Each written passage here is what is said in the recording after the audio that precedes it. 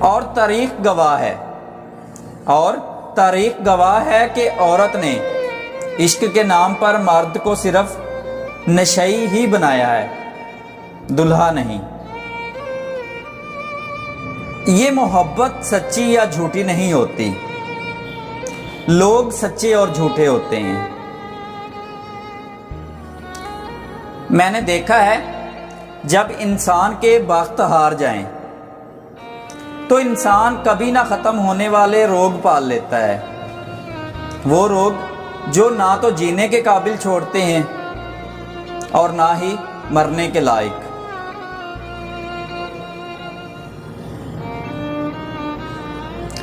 دنیا میں تکلیفوں کے بڑھ جانے کی ایک بڑی وجہ انسانوں کی کمی اور لوگوں کی کثرت ہے۔ ایسے لوگوں سے خود ہی کنارہ کشی کر لیں جو آپ کو اس وقت آپ کے پاس نظر آئیں جب ان کو آپ سے مطلب ہو، اور جب آپ ان کا مطلب پورا نہ کر پائیں تو وہ آپ کا سارا خلوص آپ کے منہ پر مار دیں۔ اس سے بہتر ہے کہ ایسے لوگوں سے کنارہ کشی کر لی جائے۔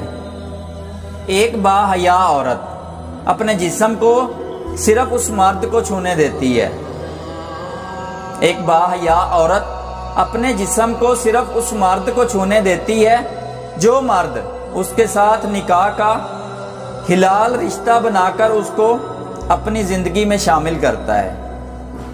محبت کے بازار میں حسن کی ضرورت نہیں پڑتی، دل جس پر بھی آ جائے وہ سب سے حسین لگتا ہے۔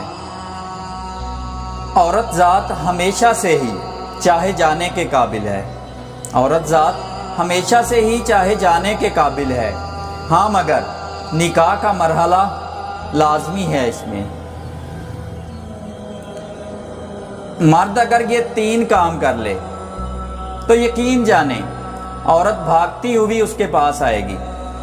نمبر 1، خود کو اعلیٰ ظرف اور با اخلاق بنائے۔ نمبر 2، اپنا مستقبل سنوارے۔ نمبر 3، دولت اور عزت کمائے۔ اللہ تعالیٰ نے عورت کو ایسی خوبی دی ہے کہ وہ مرد کے اندر سوئے ہوئے حیوان کو بھی جگا سکتی ہے اور سوئے ہوئے فرشتے کو بھی۔